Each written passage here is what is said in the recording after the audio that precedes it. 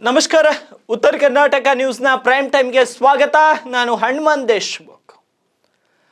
ಉತ್ತರ ಪ್ರದೇಶದ ಪ್ರಯಾಗ್ರಾಜ್ನಲ್ಲಿ ನಡೀತಿರುವಂತಹ ಕುಂಭ ಮೇಳದಲ್ಲಿ ಇವತ್ತು ವಸಂತ ಅಥವಾ ಬಸಂತ ಪಂಚಮಿಯ ಸಂದರ್ಭವಾದ ಇಂದು ತ್ರಿವೇಣಿ ಸಂಗಮದಲ್ಲಿ ಅಮೃತ ಸ್ನಾನಕ್ಕಾಗಿ ಲಕ್ಷಾಂತರ ಜನರು ಸೇರಿದರು. ಈ ವೇಳೆ ಮೊದಲು ತೀರ್ಥಸ್ನಾನ ಮಾಡುವಂಥ ಸಂತರು ಋಷಿಗಳ ಮೇಲೆ ಉತ್ತರ ಪ್ರದೇಶ ಸರ್ಕಾರ ಹೂವಿನ ಮಳೆಯನ್ನೇ ಸುರಿಸಿತ್ತು. ಎಂದು ಬೆಳಗ್ಗೆ 8 ಗಂಟೆ ಹೊತ್ತಿಗೆ 62 ಲಕ್ಷಕ್ಕೂ ಹೆಚ್ಚು ಭಕ್ತರು ಪವಿತ್ರ ಸ್ನಾನವನ್ನು ಮಾಡಿದ್ದಾರೆ. ಈ ವೇಳೆ ಭಕ್ತರ ಮೇಲೆ ಹೆಲಿಕಾಪ್ಟರ್ನ ಮೂಲಕ ಪುಷ್ಪವೃಷ್ಟಿ ಮಾಡಲಾಯಿತು. ನಾಗಸಾಧುಗಳು ತ್ರಿವೇಣಿ ಸಂಗಮದ ಘಾಟ್ಗಳಲ್ಲಿ ನೀರಿಗೆ ಧುಮುಕುವುದರೊಂದಿಗೆ ಪ್ರಾರಂಭವಾದಂಥ ಇಂದಿನ ಪವಿತ್ರ ಸ್ನಾನ ಆಚರಣೆಯು ಪ್ರಯಾಗ್ರಾಜ್ನಲ್ಲಿ ನಡೀತಿರುವಂಥ ಮಹಾಕುಂಭದ ಒಂದು ಭಾಗವಾಗಿದೆ. ಪ್ರಯಾಗ್ರಾಜ್ನಲ್ಲಿ ನಡೆದಂಥ ಮಹಾಕುಂಭ ಈ ಒಂದು ಉತ್ಸವ 60 ಲಕ್ಷಕ್ಕೂ ಅಧಿಕ ಜನರು ಇವತ್ತು ಕಣ್ತುಂಬಿಕೊಂಡಿದ್ದಾರೆ. ಹಾಗಿದ್ರೆ ಆ ರಮಣೀಯ ದೃಶ್ಯಗಳು ಹೆಂಗಿದ್ವು ಬನ್ನಿ ಒಂದ್ಸಲ ಕ್ವಿಕ್ ಆಗಿ ನೋಡೋಣ.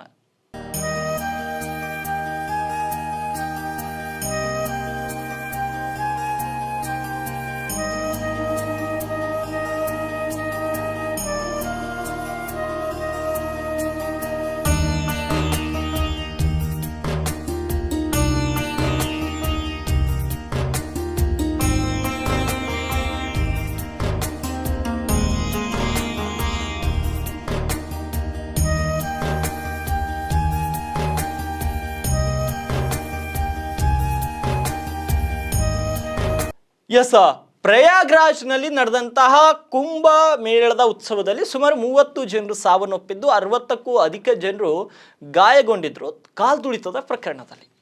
ಇವತ್ತು ಈ ಒಂದು ವಿಷಯ ಸಾಕಷ್ಟು ಚರ್ಚೆಗೆ ಗ್ರಾಸವಾಯಿತು. ವಿರೋಧ ಪಕ್ಷದ ಸಂಸದರು ಇಂದು ಸಂಸತ್ನಲ್ಲಿ ಘೋಷಣೆಗಳನ್ನು ಕೂಗಿದ್ರು. ಕೋಪಗೊಂಡಂತಹ ವಿಪಕ್ಷಗಳ ಸಂಸದರು ಕುಂಭಮೇಳ ದುರಂತಕ್ಕೆ ಉತ್ತರ ಬೇಕು ಅಂತ ಸದನದ ಬಾವಿಗಿಳಿದು ಘೋಷಣೆಯನ್ನ ಕೂಗತೊಡಗಿದ್ರು. ಕಾಲ್ತುಳಿತದಲ್ಲಿ ಮೃತಪಟ್ಟವರನ್ನ ಗುರುತಿಸುವ ಪಟ್ಟಿಯನ್ನ ನೀಡುವಂತೆ ವಿರೋಧ ಪಕ್ಷದ ಸಂಸದರು ಒತ್ತಾಯಿಸಿದ್ರು. ನೀವು 30 ಜನ ಮೃತಪಟ್ಟಿದ್ದಾರೆ ಅಂತ ಹೇಳ್ತಿದ್ರಿ, ಆದರೆ ಆ ಸಂಖ್ಯೆ ಇನ್ನೂ ಹೆಚ್ಚಾಗಿದೆ. ಆ ಘಟನೆಯ ನಂತರ ಹಲವು ಗಂಟೆಗಳ ಕಾಲ ಸಾವುಗಳನ್ನು ದೃಢೀಕರಿಸಲು ಸಮಯ ತೆಗೆದುಕೊಂಡಂತ ಉತ್ತರ ಪ್ರದೇಶ ಸರ್ಕಾರವು ನಿಜವಾದ ಸಾವಿನ ಸಂಖ್ಯೆಯನ್ನ ಮರೆಮಾಚುತ್ತಿದೆ ಅಂತ ಅವರು ಟೀಕಿಸಿದ್ದಾರೆ. ಮಹಾಕುಂಭ ಮೇಳದ ಸಂದರ್ಭದಲ್ಲಿ ನಡೆದಂಥ ಕಾಲ್ತುಳಿತದ ಬಗ್ಗೆ ಚರ್ಚಿಸಬೇಕಂತ ವಿರೋಧ ಪಕ್ಷ ಸದಸ್ಯರು ಒತ್ತಾಯಿಸಿದಾಗ ಲೋಕಸಭೆಯಲ್ಲಿ ಜೋರಾಗಿ ಘೋಷಣೆಗಳು ಕೇಳಿ ಬಂದಿದ್ವು. ಭಾರತದ ಜನರು ನಿಮ್ಮನ್ನು ಆಯ್ಕೆ ಮಾಡಿದ್ದು ಸಂಸತ್ನಲ್ಲಿ ಮೇಜು ಒಡೆಯಲು ಅಥವಾ ಘೋಷಣೆಗಳನ್ನು ಕೂಗಲು ಅಲ್ಲ ಅಂತ ಲೋಕಸಭೆಯ ಸ್ಪೀಕರ್ ವಿರೋಧ ಪಕ್ಷದ ಸಂಸದರನ್ನ ಇದೇ ವೇಳೆ ತರಾಟೆಗೆ ತೆಗೆದುಕೊಂಡ್ರು. ಹಾಗಿದ್ರೆ ಏನಾಯ್ತು ಸದನದಲ್ಲಿ ಒಂದ್ಸಲ ಕ್ವಿಕ್ ಆಗಿ ನೋಡಿ ಅದನ್ನು ಕೂಡ. प्रद्युत बोरोदोलाई, आप प्रश्न पूछना चाहते हैं? आपको जनता ने प्रश्न पूछने के लिए भेजा ना सदन में, कि मेज तोड़ने के लिए भेजा है? अगर इसीलिए भेजा हो तो जोर जोर से मारिए. Question number 10 Shri Alok Sharma ji. माननीय अध्यक्ष महोदय, क्या युवा खेल मंत्री ये बताने की कृपा करेंगे कि प्रश्न संख्या पूछो. प्रश्न संख्या 10. अध्यक्ष महोदय, उत्तर सभा के पटल पे रखो. अभी पूछो. ಇದು ಇಷ್ಟಕ್ಕೆ ಮುಗಿದ್ರೆ ಚರ್ಚೆ ಗ್ರಾಸವಾದ ವಿಷಯ ಆಗ್ತಿರ್ಲಿಲ್ಲ. ಆದರೆ ಸಮಾಜವಾದಿ ಪಕ್ಷದ ರಾಜ್ಯಸಭೆ ಸದಸ್ಯೆ ಜಯಾ ಬಚ್ಚನ್ ಪ್ರಯಾಗ್ರಾಜ್ನಲ್ಲಿ ನಡೀತಿರುವಂತಹ ಮಹಾಕುಂಭ ಮೇಳವನ್ನ ಗುರಿಯಾಗಿಸಿಕೊಂಡು ಬಿಜೆಪಿ ವಿರುದ್ಧ ವಾಗ್ದಾಳಿಯನ್ನು ನಡೆಸ್ತಾರೆ. ಗಂಗಾ ನೀರು ಅತ್ಯಂತ ಕಲುಷಿತವಾಗಿದೆ, ಈಗ ದೇಶದ ಅತ್ಯಂತ ಕಲುಷಿತ ನೀರು ಎಲ್ಲಿದೆ ಎಂಬ ಪ್ರಶ್ನೆ ಯಾರನ್ನೇ ಕೇಳಿದ್ರು ಅದಕ್ಕೆ ಉತ್ತರ ಮಹಾಕುಂಭದಲ್ಲಿದೆ ಅಂತ ಉತ್ತರ ಬರುತ್ತದೆ.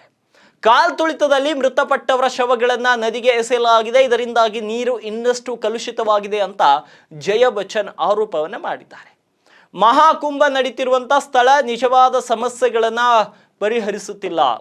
ಮಹಾಕುಂಭಕ್ಕೆ ಭೇಟಿ ನೀಡುವ ಸಾಮಾನ್ಯ ಜನರಿಗೆ ಯಾವುದೇ ವಿಶೇಷ ಚಿಕಿತ್ಸೆ ಸಿಗುತ್ತಿಲ್ಲ, ಅವರಿಗೆ ಸರಿಯಾದ ಯಾವುದೇ ವ್ಯವಸ್ಥೆ ಇಲ್ಲ. 34ಕ್ಕೂ ಹೆಚ್ಚು ಕೋಟಿ ಜನರು ಮಹಾಕುಂಭಕ್ಕೆ ಭೇಟಿ ನೀಡಿದ್ದಾರೆ ಅಂತ ಉತ್ತರ ಪ್ರದೇಶದ ಸರ್ಕಾರ ಸುಳ್ಳು ಹೇಳುತ್ತಿದೆ. ಒಂದು ಸ್ಥಳದಲ್ಲಿ ಇಷ್ಟೊಂದು ದೊಡ್ಡ ಸಂಖ್ಯೆಯ ಜನರು ಹೇಗೆ ಸೇರಲು ಸಾಧ್ಯ ಅಂತ ಜಯಾ ಬಚ್ಚನ್ ಪ್ರಶ್ನೆಯನ್ನ ಮಾಡಿದ್ದಾರೆ.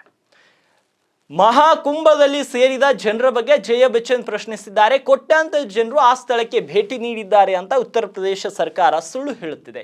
ಯಾವುದೇ ಸಮಯದಲ್ಲಿ ಒಂದು ಸ್ಥಳದಲ್ಲಿ ಇಷ್ಟೊಂದು ದೊಡ್ಡ ಸಂಖ್ಯೆ ಜನರು ಹೇಗೆ ಸೇರಲು, ಇದನ್ನ ನಂಬಲು ಹೇಗೆ ಸಾಧ್ಯ ಅಂತ ಅವರು ಹೇಳಿದ್ದಾರೆ.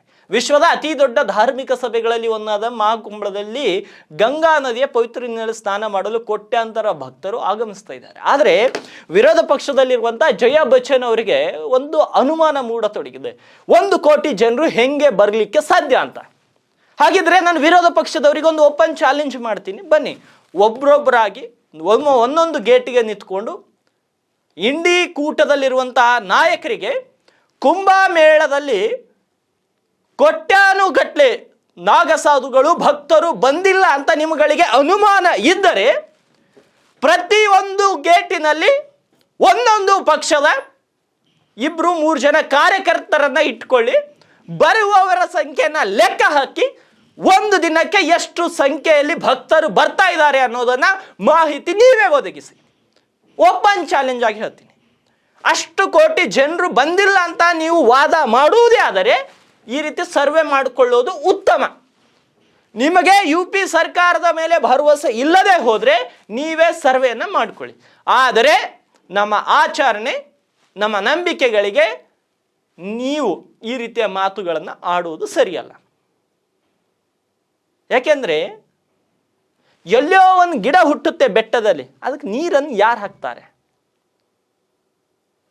ಬೆಟ್ಟದಲ್ಲಿ ಹುಟ್ಟುವಂಥ ಗಿಡಕ್ಕೆ ನೀರೇ ಹಾಕಲ್ಲ ಯಾರು ಕೂಡ. ಅದು ಮಳೆ ನೀರಿನಿಂದ ಆ ಗಿಡ ದೊಡ್ಡದು ಅಷ್ಟೊಂದು ದೊಡ್ಡ ಮಟ್ಟಿಗೆ ಆಗುತ್ತೆ. ಅಂದರೆ ನಾವಲ್ಲಿ ಅನುಮಾನ ಪಡ್ತಾ ಇಲ್ಲ, ಎಲ್ಲೋ ಒಬ್ಬನಿದ್ದಾನೆ, ದೇವರು ನಿರಂಕಾರ, ಅವನಿಗೆ ಸ್ವರೂಪ ಇಲ್ಲ, ಆದರೆ ದೇವರಿದ್ದಾನೆ ಅಷ್ಟೇ.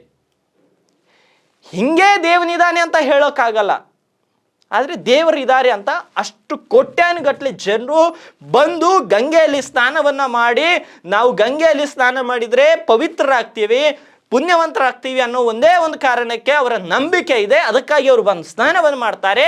34 ಕೋಟಿ ಜನರು ಹೆಂಗೆ ಬಂದರು ಅಂತ ನೀವು ಪ್ರಶ್ನೆ ಮಾಡೋದೇ ಆದರೆ ಎಲ್ಲ ಗೇಟ್ಗಳಲ್ಲಿ ನಿಮ್ಮ ಇಂಡಿ ಕೂಟದ ನಾಯಕರನ್ನ ಅಲ್ಲಿ ಸೆಕ್ಯೂರಿಟಿ ಗಾರ್ಡ್ ಆಗಿ ನಿಲ್ಲಿಸಿ ಸರ್ವೆಯನ್ನು ಮಾಡ್ಕೊಳ್ಳಿ.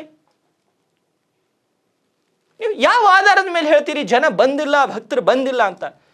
34ರ ಬದಲು 30 ಕೋಟಿ ಆದರೂ ಬಂದಿರ್ಬೋದು, ಸಂಖ್ಯೆಯಲ್ಲಿ ಏರುಪೇರು ಆಗಿರ್ಬೋದು ಅಲ್ಪ ಮಟ್ಟಿಗೆ. ಆದರೆ ನೀವು ಅಷ್ಟೊಂದು ಜನ ಬರ್ಲಿಕ್ಕೆ ಹೆಂಗೆ ಸಾಧ್ಯ, ಅಷ್ಟೊಂದು ಜನ ಅಲ್ಲಿ ಸೇರ್ಲಿಕ್ಕೆ ಹೆಂಗೆ ಸಾಧ್ಯ ಅಂತ ಕೇಳ್ತಿದ್ರಲ್ಲ, ಹೋಗಿ ಲೆಕ್ಕ ಹಾಕ್ಕೊಳ್ಳಿ ಜಯಾ ಬಚ್ಚನ್ ಅವರೇ, ಲೆಕ್ಕ ಹಾಕ್ಕೊಳ್ಳಿ. ಅದರಲ್ಲಿ UP ಸರ್ಕಾರದೇನು ಅಭ್ಯಂತರನೇ ಇಲ್ಲ. ನೀವು ಲೆಕ್ಕ ಹಾಕೋತೀನಿ ಅಂದರೆ ಯೋಗಿ ಅವರು ಕೂಡ ಏನು ಅನ್ನಲ್ಲ. ಗೇಟ್ಗಳಿಗೆ ನಿಂತ್ಕೊಳ್ಳಿ ಎಲ್ಲ ಇಂಡಿ ಕೂಟದ ನಾಯಕರು, ಲೆಕ್ಕ ಹಾಕ್ಕೊಳ್ಳಿ, ಅದರಲ್ಲಿ ಏನಿದೆ. ಆದರೆ ಹಿಂದೂಗಳ ಆಚರಣೆಗೆ, ಹಿಂದೂಗಳ ನಂಬಿಕೆಗೆ, ಹಿಂದೂಗಳ ಏನೇ ಇದ್ರೂ ಅವರ ಭಾವನೆಗಳಿಗೆ ಧಕ್ಕೆ ಆಗುವ ರೀತಿ ಮಾತನಾಡೋದು ಸರಿಯಲ್ಲ. ನಿಮಗೆ ಒಂದು ವೇಳೆ ತಾಕತ್ತಿದ್ರೆ ಹಜ್ಗೆ ಹೋದಾಗ ಎಷ್ಟು ಜನರು ಸಾವನ್ನು ಒಪ್ಪಿದ್ರೋ ಅವರ ಬಗ್ಗೆ ಸದನದಲ್ಲಿ ಚರ್ಚೆ ಮಾಡಿ. ಯಾಕೆ ಮಾಡಲ್ಲ? ನಿಮಗೆ ನಿಮ್ಮ ಇಂಡಿ ಕೂಟದವರಿಗೆ ತಾಕತ್ತಿದ್ರೆ ಹಜ್ನ ಕುರಿತು ಚರ್ಚೆ ಮಾಡ್ರಿ. 2,000 ಜನರು ಸಾವನ್ನಪ್ತಾರೆ, ಅದ್ರ ಬಗ್ಗೆ ಮಾತನಾಡಲ್ಲ. ಕುಂಭಮೇಳದಲ್ಲಿ 30 ಜನ ಸಾವನ್ನಪ್ಪಿದ್ರೆ ಅವ್ರಗಳ ಬಗ್ಗೆ ಮಾತನಾಡ್ತೀರಿ. ವ್ಯವಸ್ಥೆಯಲ್ಲಿ ಕೋಟ್ಯಾನುಗಟ್ಲೆ ಜನಸಂಖ್ಯೆ ರೀ. ಕುಂಭಮೇಳದಲ್ಲಿ ಬರ್ತಾ ಇರೋದು ಕೇವಲ ಕರ್ನಾಟಕದವರಲ್ಲ, ಕೇವಲ ಮಹಾರಾಷ್ಟ್ರದವರಲ್ಲ, ಕೇವಲ ತಮಿಳುನಾಡದವರಲ್ಲ, ಕೇವಲ ಕೇರಳದವರಲ್ಲ, ಇಡೀ ವಿಶ್ವದ 50ಕ್ಕೂ ಅಧಿಕ ದೇಶಗಳಿಂದ ಕುಂಭಮೇಳಕ್ಕೆ ಭಕ್ತರು ಬರ್ತಾ ಇದ್ದಾರೆ. ಸುಮಾರು 30 ಕೋಟಿಗೂ ಅಧಿಕ ಜನರು ಭಕ್ತರು ಇಲ್ಲಿ ತನಕ ಬಂದು ಹೋಗಿದ್ದಾರೆ. ಸರ್ಕಾರದ ಮಾಹಿತಿಯ ಪ್ರಕಾರ, ಸರ್ಕಾರದ ಮಾಹಿತಿ ಹೊರತುಪಡಿಸಿ ಇನ್ನೂ ಜನಸಂಖ್ಯೆ ಹೆಚ್ಚಿರುತ್ತೆ. ಒಂದು 10 ಪಾಕಿಸ್ತಾನ, ಒಂದು 5 ಬಾಂಗ್ಲಾದೇಶ, ಒಂದು 10 ನೇಪಾಳು, ಇಂಥ 10 ಕೆನಡಾ ದೇಶಗಳಲ್ಲಿ ಎಷ್ಟು ಜನಸಂಖ್ಯೆ ಇರುತ್ತೋ ಅಷ್ಟು ಜನಸಂಖ್ಯೆ ಬರೀ ಕುಂಭಮೇಳಕ್ಕೆ ಬಂದು ಹೋಗಿದೆ. ಅಂಥದ್ರಲ್ಲಿ ಸಣ್ಣ ಸಣ್ಣ ಪುಟ್ಟ ಎಡವಟ್ಟುಗಳಾಗುತ್ತೆ. ಆದರೆ ಅವುಗಳನ್ನು ಮುಂದಿಟ್ಟುಕೊಂಡು ಇವತ್ತು ಸಂಸತ್ನಲ್ಲಿ ಮಹತ್ವದ ವಿಷಯಗಳನ್ನು ಚರ್ಚೆ ಮಾಡೋದನ್ನು ಬಿಟ್ಟು ಸಣ್ಣ ಸಣ್ಣದಕ್ಕೆಲ್ಲ ರಾಜಕಾರಣವನ್ನು ಮಾಡಿಕೊಂಡು ಸರ್ಕಾರಿ ಸಮಯವನ್ನು ಹಾಳು ಮಾಡ್ತಾ ಇದ್ದೀರಿ ವಿರೋಧ ಪಕ್ಷದವರು. ನೋಡೋಣ ಮುಂದಿನ ಸುದ್ದಿ ಏನಿದೆ ಅಂತ.